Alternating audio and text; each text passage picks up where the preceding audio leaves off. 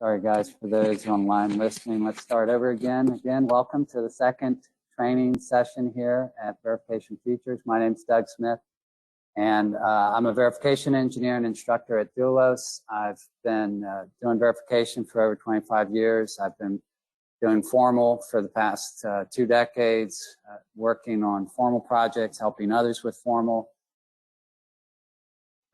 application engineer at Jasper before and Mentor, Siemens EDA. I've also been a formal specialist at Mentor and transitioned over to the consulting team where I did formal engagements, as well as helped to develop an automotive functional safety formal app there at Mentor. And now I teach at Doulos. In fact, I used to teach at Doulos and I'm back, and I'm training in the standards, system Verilog, UVM, and methodologies like formal verification. So I'd like to talk to you now about how non-determinism can accelerate your formal verification. And nowadays, formal is really starting to become part of the mainstream as far as part of our verification process. We've been using simulation and even emulation for years. And for years with simulation, we've focused a lot on generating constrained random input. Well, the nice thing is we also can use randomization in formal, and that's what this is going to talk about. Give me 1 second to get my clicker working here.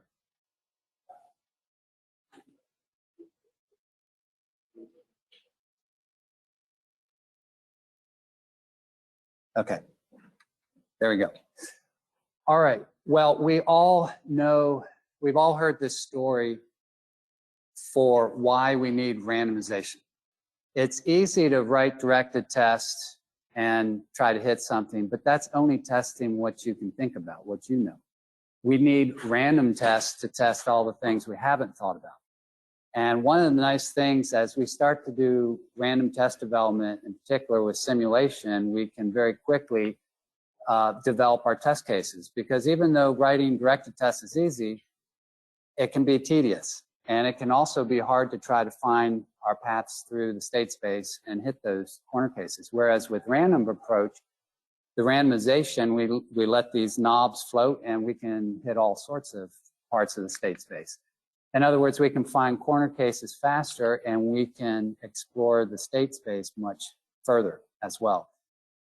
Well, the nice thing, as I said, is randomization is not just for simulation. Before I go into that, when we talk about randomization and simulation, we think about typically like random number generation, right? We have a constraint solver, we've got seeds that we have to seed the thing, and it's going to generate some sort of sequence of random stimulus. But randomization in our EDA tools doesn't just come in the form of number generation, it also comes in the form of algorithms. And when we talk about algorithms, there's this thing called determinism. It's the ability for an algorithm to be able to reproduce the same result with the same input. And so when we do our simulation, we typically think that our simulations are deterministic. Every time you run your test case, you're going to get the same result. But that's actually not the whole story. The Verilog and System Verilog standard actually say that there's no guarantee of the order that your threads or your processes are going to execute. So it's indeterminate. This is why we run into race conditions. You have 2 processes assigning to the same thing at the same time with a blocking assignment, you get a race. And so we have to be aware of that. We have to do things smart. We use non-blocking assigns and whatever. In general, our simulation is deterministic because we have to be able to reproduce things. So the standard requires that there be thread stability and object stability. So when you seed that thread, you can reproduce the random sequence. Well, formal doesn't have this notion of thread stability because we're not doing things the same way. With formal, we're doing things algorithmically, and our formal algorithms are by nature non-deterministic, which means that they inherently have randomness built into them. And so what we can do is, if we can tap into that randomness, we can use that to help us with our formal evaluation. So if we think about how randomness works in simulation versus formal, they're not really so different. In simulation, in order to steer your randomness to the corner cases, we have to write constraints. We spend a lot of time doing constraint solving. Well, in formal, since it's inherently random, we have to kind of hold it back because it's going to try to go everywhere and maybe go down paths that we don't want it to. So we have to constrain it in formal. In simulation, it hits the things we haven't thought about. In formal, it allows the formal tool to exhaustively test everything. So again, we're going to hit all those different corner cases. Again, in simulation, we'll hit corner cases faster. With formal, what it does is it allows us to skip over state and go straight to the corner case that we want to evaluate. And just as in simulation, you need coverage to show you what your randomization did. In formal, we can use formal coverage to see what parts of the design the formal algorithms have traversed. And that way we can see, do we need to write more formal targets? Do we need to steer in another direction? So we use coverage in formal just like in simulation. Now, we have those similarities, but in formal, we also get a few more things from the randomness or non-determinism. When we introduce non-determinism, it can help us to reduce the cone of influence. And by doing that, it simplifies the amount of work that formal engines have to do. It can also abstract away our complexity. We'll look at how we can use it for that. It can also help us simplify not only writing our properties, but it can simplify the property evaluation for the formal tool. So maybe it's not easier to write, but it makes it easier for it to go in and analyze it. And we can use non-determinism to help us with any inconclusives that we have. If we're having trouble converging on our properties, it can help us jump right to the point that we need to be so that we can converge. So how do we introduce non-determinism into formal? Well, anything that's not driven in formal becomes a formal control point. And once it becomes a control point, it's essentially like a random variable, a random signal. And there's a number of ways that we can introduce control points. First of all, we have our design inputs. Since they're not being driven at the very top, these become formal control points. We can also come in and cut different signals using a formal directive. And once that signal is cut, it now becomes a control point that formal can assign anything it wants. We can pull out whole modules by black boxing them, and now all the outputs to those modules are undriven, so they become formal control points.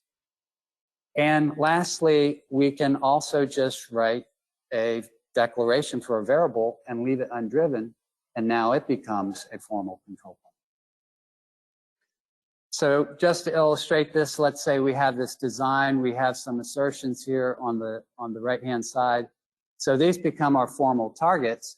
And let's say we're having trouble converging. Maybe there's some logic here in this block here on the left that's just preventing us from getting over to that assertion. So we can come in here with our formal directives. We can cut those signals. Now they become random formal control points that it can come in here and assign any value that it wants. Likewise, we could abstract that module in the middle. So now all these signals here become, all of our outputs become formal control points as well. So they all act as free variables. Now there's actually another way that we can introduce non-determinism as well, and that is we can abstract the initial value when we start our formal evaluation. So using, again, another formal directive here, we can essentially say, I don't want to run through the reset state, which means now that formal is going to ignore this reset line up here at the top. Well, if we're not going to drive it during reset, then we've just removed the driver. So now it becomes a formal control point. So this allows the formal tool to come in and assign any initial value that we want it to.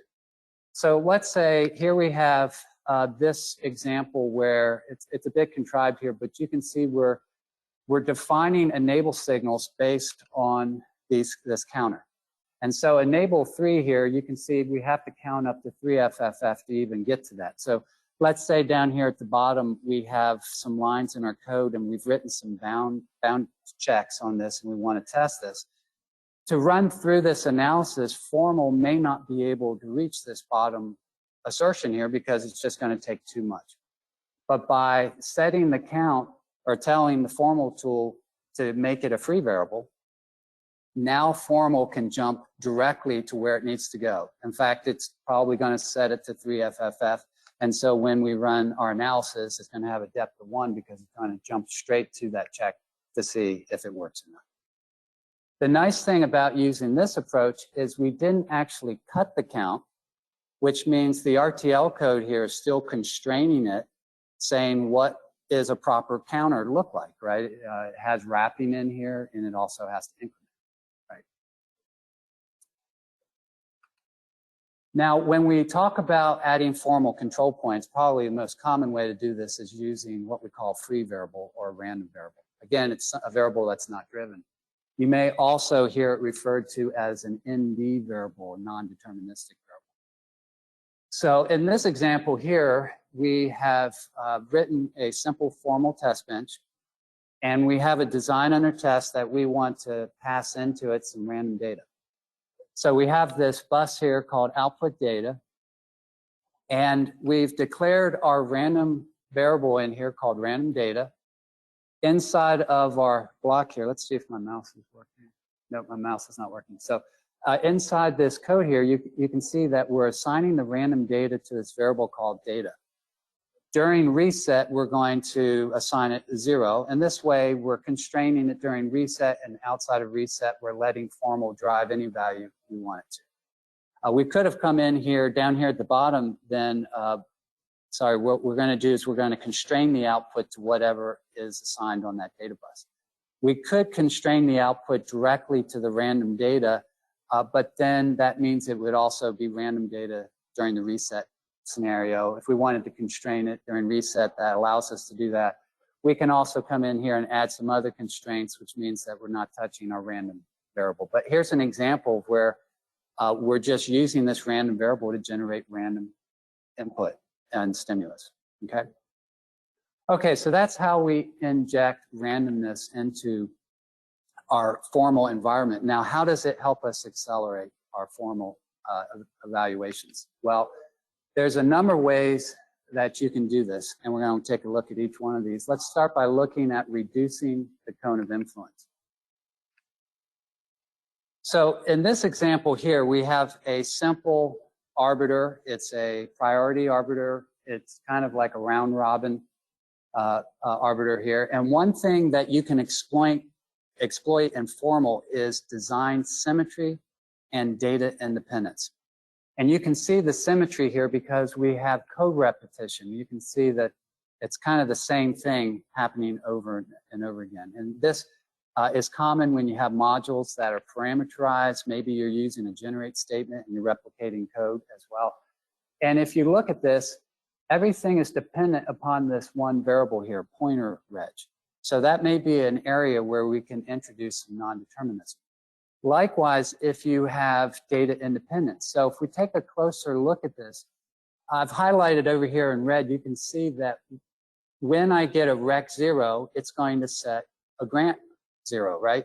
In other words, you could look at this as rec 0 implies grant 0, and so on, right? They're all independent of each other.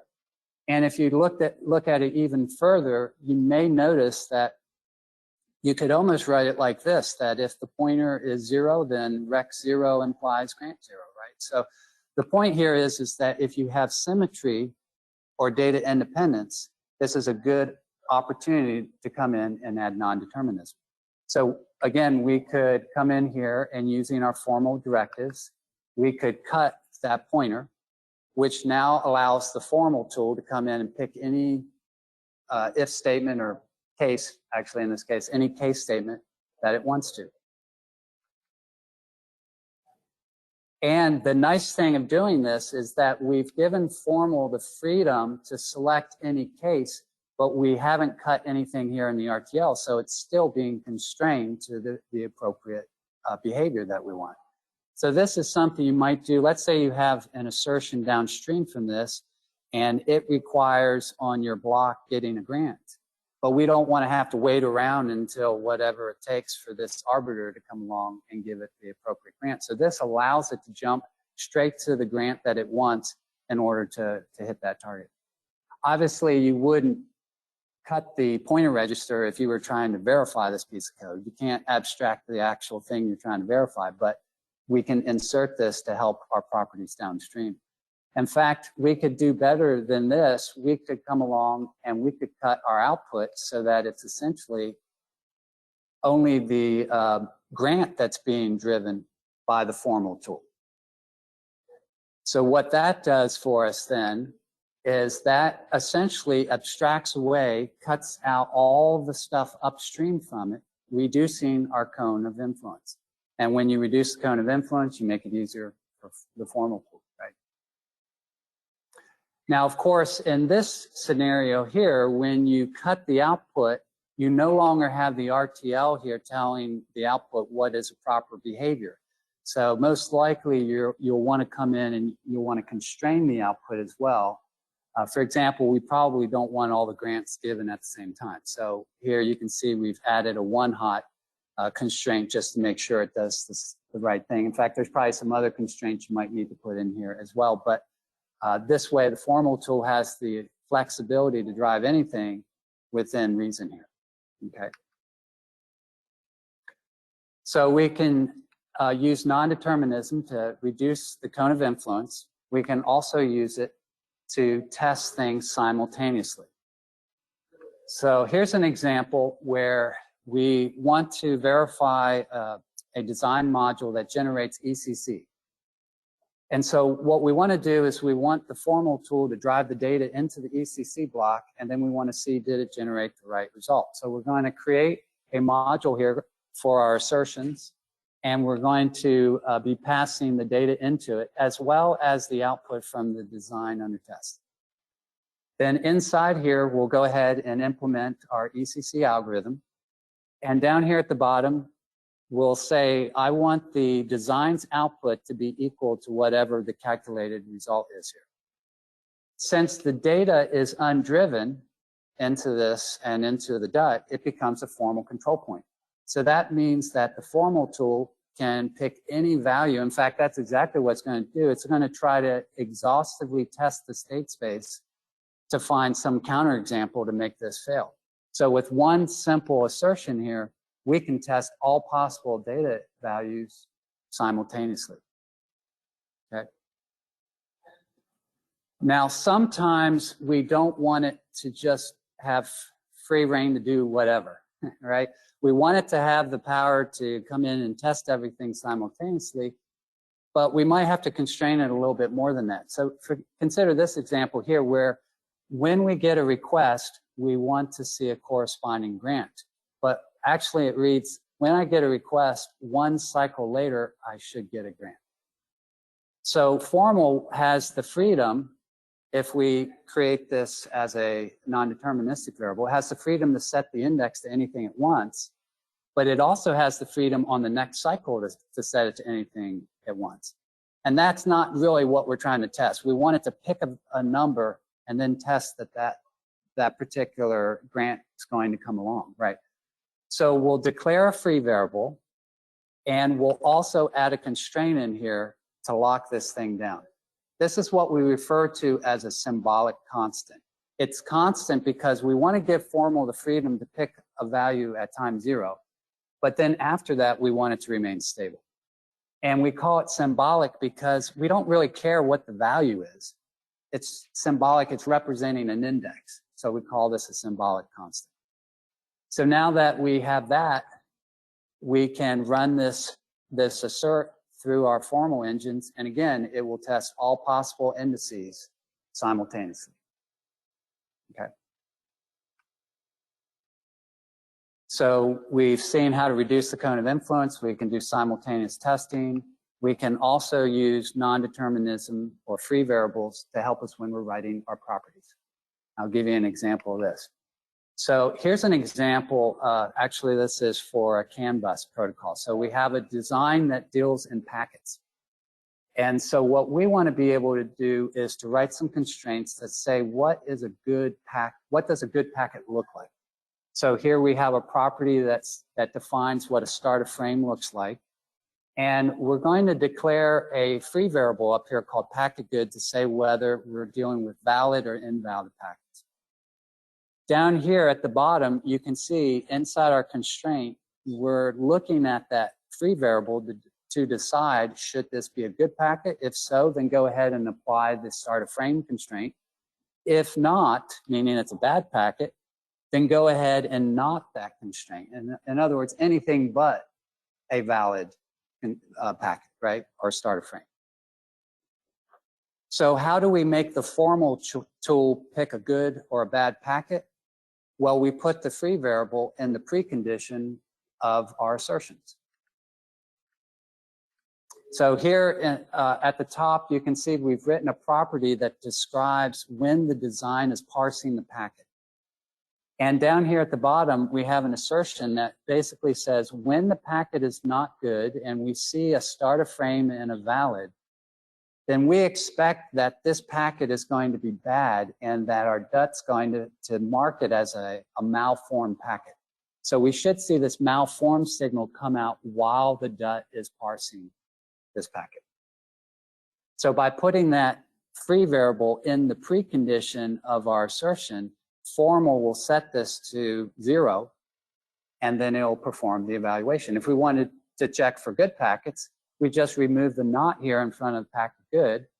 And so then we're saying when I have a good packet starter frame and it's valid, then I do not want to see a malformed signal. I just put a not in front of that. So without having to write two sets of constraints, I've been able to use this free variable to basically change how it's going to evaluate, and I control it by simply putting that in my precondition. Okay. We can also use free variables or non-determinism to help simplify our properties, or at least in this case, to simplify the evaluation. So consider this example here. Here we say rec implies some number of cycles later I should get an ACK. Well, if this is just, if n is small, this is an easy property, no big deal. But remember that a formal tool has to synthesize this to be able to evaluate it. What if n is really large? So the most obvious way to synthesize this would be just to create a pipeline, right? Synthesize n number of flops. Well, the more flops you have, the larger the state space. So you've just made this a more complicated problem for formal. Instead, what we can do is by using non-determinism, we can abstract time. And we can add a free variable in here that allows the formal tool to tell us when we want to start doing the evaluation. And we can do that by using a state machine. So we'll have a free variable called start, and formal will tell us when it wants to do the evaluation. And here's the state machine we'll have.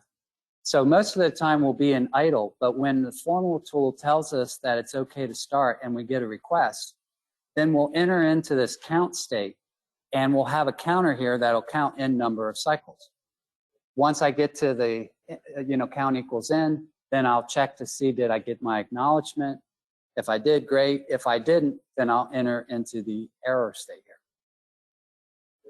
Now this counter over here, since I'm not creating a pipeline, I'm actually just creating a counter vector, which means that this is actually only going to take log 2 n number of flops versus 2 to the n number of flops.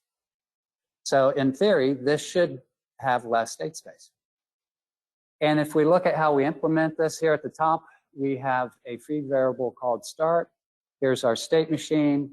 And inside here in the idle state, you can see that formal, when it's ready, it'll set that to 1, and then we'll get the rec.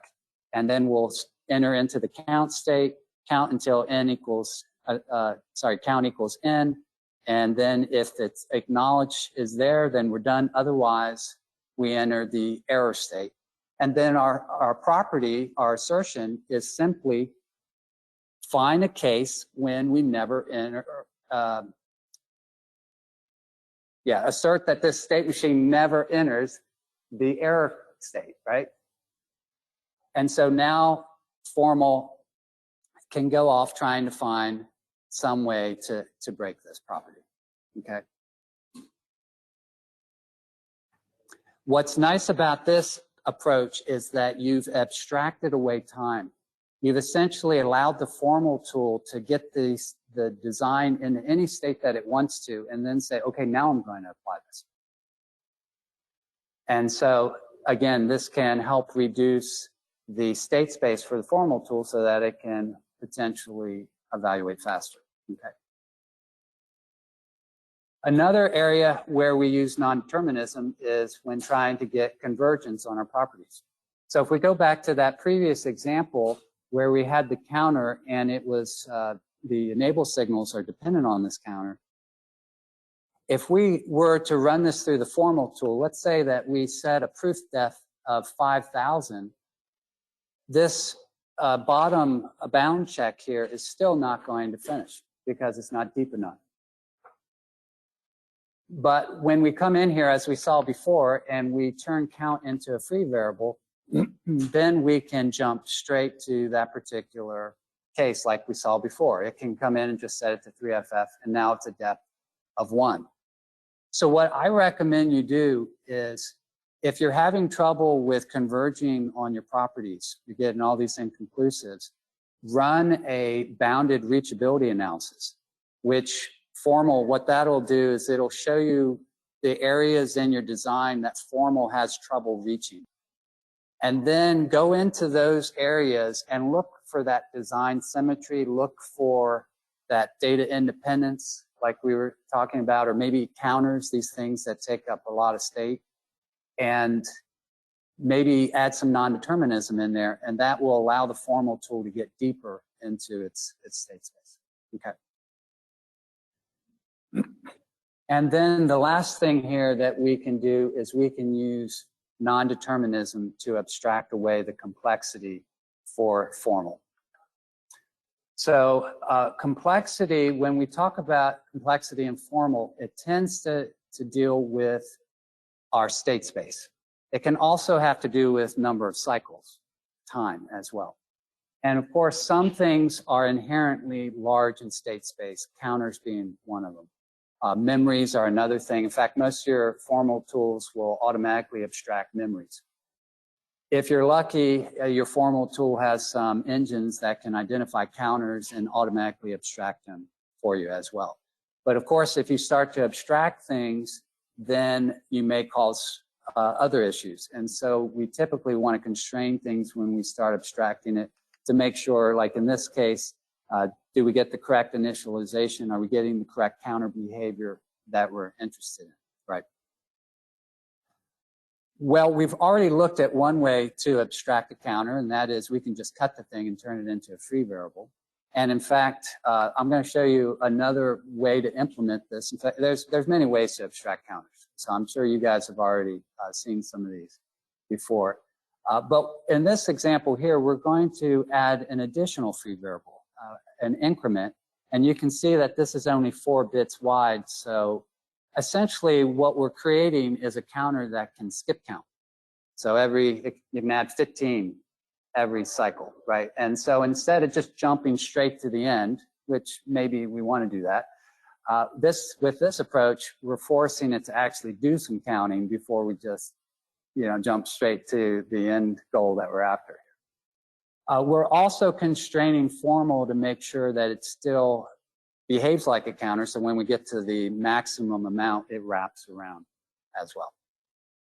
And of course, we'll also need to cut our count variable here so that we can turn it into a free variable.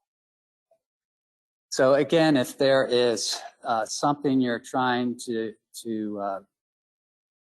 verify and it just can't get through the state space, you might abstract the counters out and see if it can get deeper. We could also abstract create abstractions for when we're trying to verify something as well. Like, for example, this arbiter, if we go back to the arbiter example, we could create an abstraction so that we could verify the arbiter. And in this case here, we're going to look at doing an inductive abstraction. And the principle of induction is when, if it's true for the general, it should be true for the specific. So if we can show that this arbiter can arbitrate between two different requests, then it should be able to arbitrate between more than two requests. That's the idea here. So what we're going to do is define two requests, J and K, and we're going to have some requirements here. We want to make sure this is a priority arbiter, so we want to make sure that J is less than K, and we want J to have a higher priority than K. We also want to guarantee that if we get a request of J, that we don't get a grant for a K request before we actually grant the J request, because it has priority over this. Okay. So here's how we could implement this. We'll declare our J and K, so these will be our free variables. And then we don't want J and K just to float during the whole evaluation. So again, we're going to make them symbolic constants. We're going to lock them down. And then it's priority encoded, so we'll make sure that J is less than K. And also, we don't want to test things that aren't relevant, so we're going to make sure K is within the number of request signals that we have. So here, less than N. And then down here at the bottom is all we need to write. When I see a request of J, that implies that I do not have a grant, a K grant, until I get the J grant that I was expecting. So again, using this non-determinism, these free variables, we're able to test all combinations of J and K that meet the constraints simultaneously. Okay. Okay, so hopefully that gives you some ideas. Maybe you guys, I see you guys are all very experienced here, so maybe you're already familiar with all these, but we can use this to develop our properties faster. We can do the simultaneous testing. We can use it to reduce the state space and abstract. And of course, that allows us to get further into the state space. And it's because we're doing randomness, well, just by nature of how formal works, it's exhaustive, isn't it, right? So we can hit everything. So I hope you found that information helpful. And again, especially for those who've been here before, we are a training company. So if you're interested in any formal training, we do have an essential formal verification class, as well as we teach classes in system Verilog and assertions and so on. So with that, I'll go ahead and open this up to any questions you guys may have. Any questions or comments? Yes, sir. The stable that and how does it know during the evaluation? So back here, the symbolic constant. So what you can see what's happening here, because there's no implication, this constraint, sorry, for those who are online, I'm pointing at the first assumption here, the stable constraint. This constraint must hold for every clock cycle because we have no implication on this, right? So the very first clock cycle, there's nothing being constrained, right? So this is only really going to apply to the next cycle. So that gives it the freedom on the first cycle to set it to anything at once, but then it must hold it the rest of the time, because remember, dollar stable is looking at this cycle and the previous cycle. And so it has to remain the same. That makes sense? So, okay. J will stay stable for the rest of the formal evaluation. That's right. That's right. That's why it sets it and then it's set. That's right. That's right. So question. The reset dash example that you gave for the counter. Yeah. So that the tool has the ability to set the counter value right on the first bound, basically, right? As soon as it gets into the evaluation, it can set it to whatever value so that it can get more deeper regions. So for the evaluation to get there. That's right. So can we use something similar for state machines? But then that would require a lot of like machine to the state you're on, because that would reduce the flexibility for the free inputs depending on what state you're in, maybe. What page is that in the slides? Do you know which slide that is? 11? Yeah.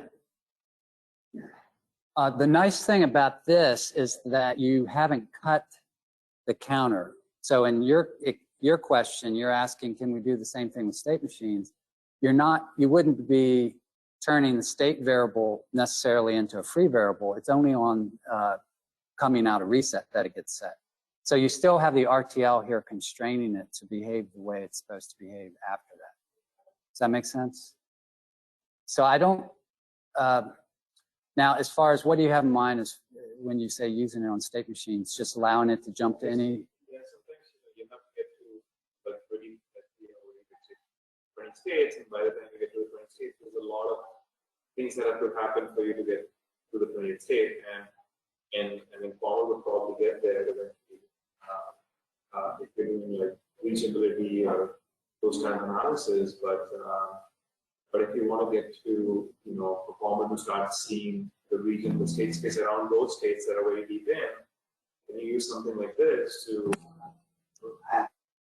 go in right out of reset. Well, my concern with that is that the rest of the design may not be in the state it needs to be in to get there. I mean, if other blocks are not being, if they're becoming free and it can put them in the right state, then I think you're right, you could do that. Typically, when we have really deep states like you're talking about, you might use what they typically say helper assertions. You know, you go in and do that, or you can, have you ever heard of goal posting before, where you use cover properties and you get to the cover property, save the state, load the state back in, then go to the next one, and you can jump deeper and deeper into the state as well. If you've got something really deep in there, but I think what you're talking about could work if you can guarantee that when you get to the state you're interested in, that the other signals that feed into it are there as well, right? Yeah. Question, comment?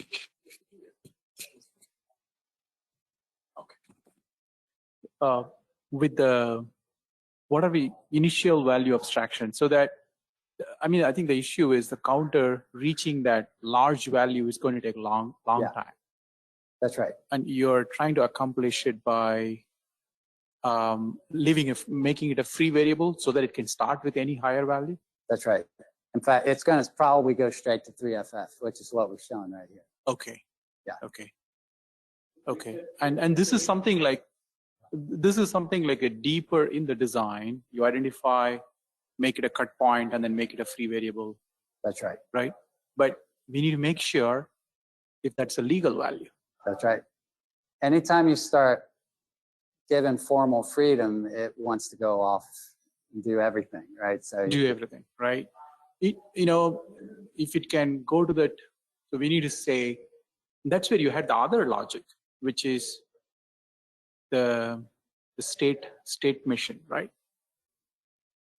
So that was another way of doing, reducing that property, which allowed formal to kind of do whatever with the design until it was ready to start evaluating that property. That kind of captures a more constraints, the design constraints, rather than making it free, right? That kind of a. That's right. We were using the free variable for the abstraction versus abstracting the design values. Yeah, we were creating a temporal abstraction. So instead of, you can make it any value, any higher value, rather you follow this, and if you are in this counting region, you can go to free value, any higher value, which is more design behavior. So I don't know, I like that. Yeah. Thank you.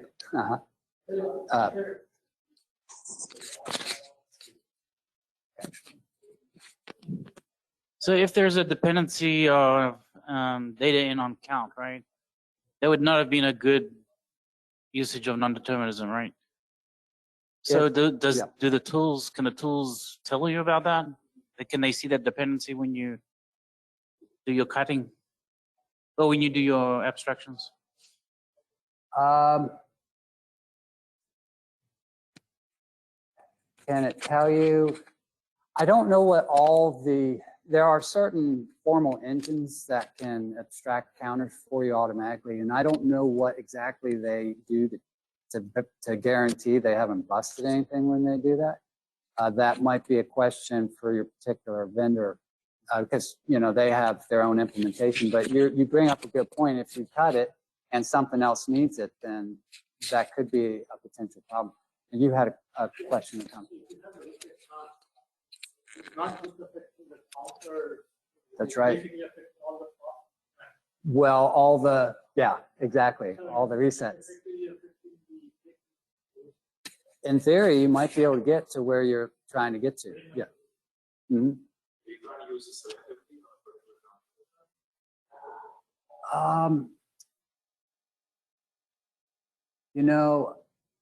I don't believe you can.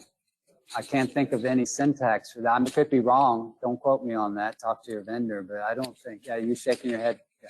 You can. It's just global, isn't it? Yeah. Yeah. Yeah. But if you're running formal on a small block, right, where it pulls it out in isolation anyway, then it wouldn't be such a problem there either, right?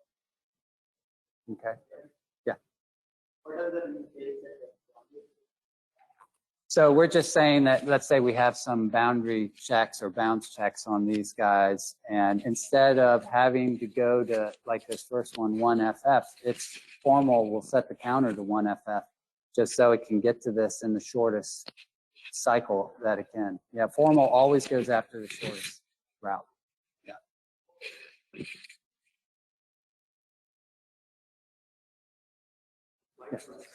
26. Okay, slide 26.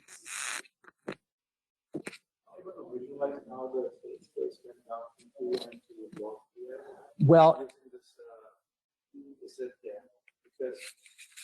as far as the log2n goes, this you can see we're just declaring a vector for the count, so we only need log2n number of bits to create the counter. Versus if we create a pipeline, then we're going to get 2 to the n. Now, that's not to say your formal tool is necessarily going to synthesize into a pipeline. They may be smart enough to do something like this internally, but you know.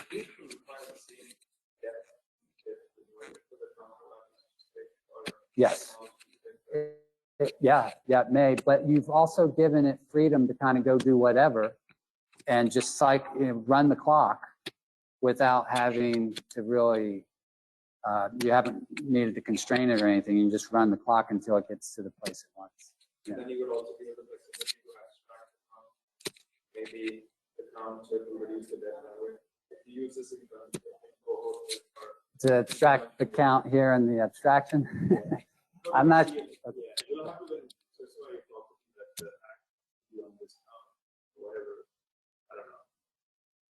Yeah, I'm not sure if I'm understanding, but I would not abstract the abstraction in that case. Yeah.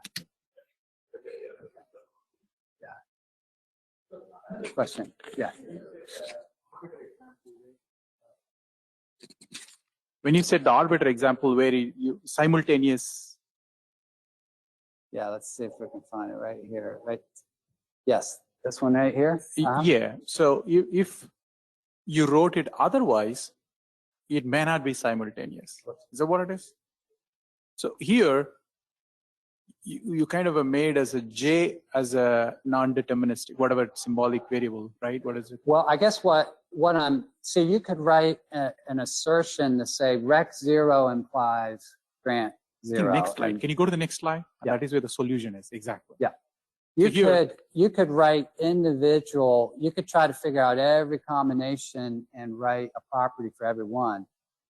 But by using the free variables, it's doing them all. That's what I mean by simultaneous. That's what you said, simultaneous.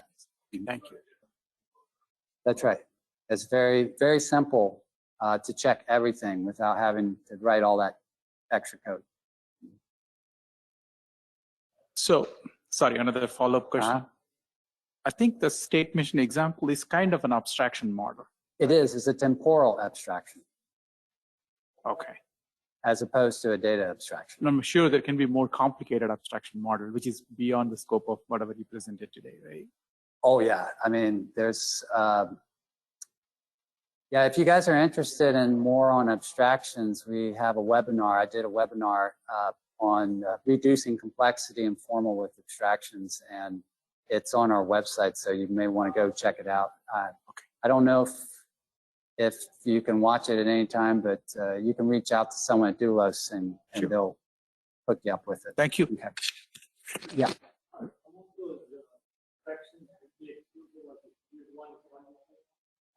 Well, whenever you start using abstractions, you have to really consider what the consequences are of that, right?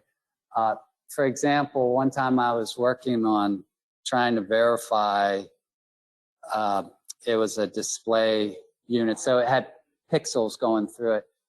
And as part of the implementation, it went through a FIFO. And what I didn't realize, we were starting to get all these failures, but they look like false failures. And we didn't realize that the formal tool had already gone in and abstracted our memory, which meant that we were getting false failures out of the thing. And we should have thought about that, but at the time, you know, just like, why isn't this working? So whenever you abstract something, you got to be careful. You don't want to abstract the very thing you're trying to verify. But if you're trying to reduce the logic for a downstream thing, then it may be totally okay. But then you might have to constrain things so that you don't get into invalid states as well. So yeah, there's no, when you talk about abstractions, there's no one way to write an abstraction. It's always dependent on what your requirements are. Okay. Any other questions or comments?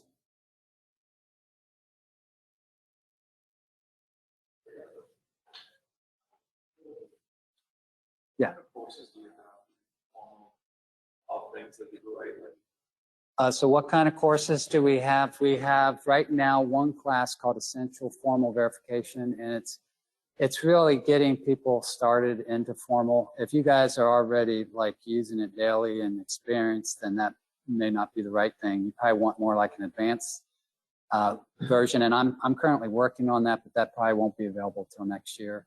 Though we're looking at maybe breaking it down and into smaller bits so we can get some of it out this year. So we'll see. But right now we just have the essential formal verification. You said you have some free webinars too.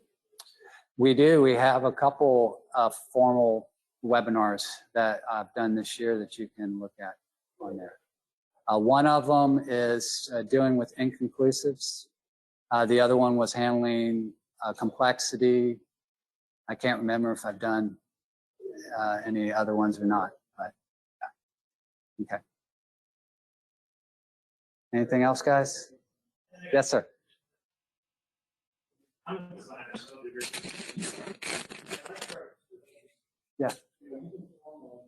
How do I know that I'm writing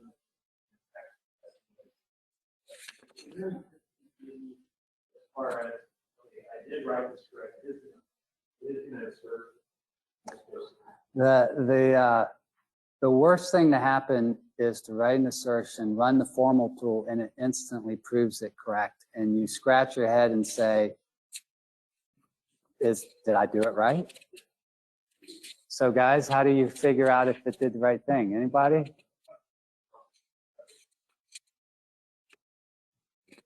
Just break your RTL and see if it fails. Yeah. That's the way, I mean, that's really the only way to know, is it doing what you expect it to do? And then once you know, a lot of things are just repeated, like you want to define a pulse. Once you've captured that in an assertion, then put it into a named property, and you can even parameterize it so that the next time, instead of having to write all that code, you just call the property name and pass the signal into it, and you know it's going to do the right thing. So you could build up a sequence library that you can use for your formal, and then you're not always questioning, is this really working or not? Because you've already tested, you know it works. Yeah.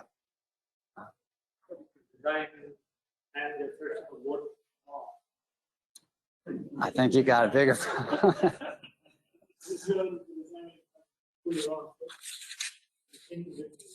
Well, see, isn't the beauty of formal that it goes off and it tries everything, and so we end up getting these false failures, and we go back to the designer, and then we realize that the spec was wrong or we did something else wrong. So, you know, hopefully that'll flesh out. But you're right, you could always repeat the same problem.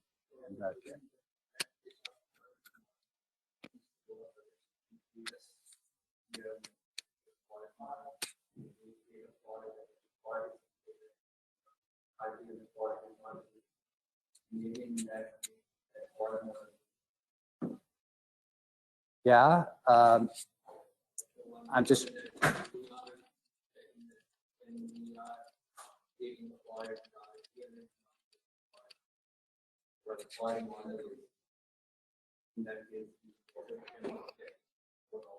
Yeah, you could. I just don't know that most people do that. You know what I mean? But yeah, you could do a fault model. Yeah, that's right. That's right. All right. All right, guys, thanks so much for coming. And if you have any questions, feel free to reach out to me. All right, thank you.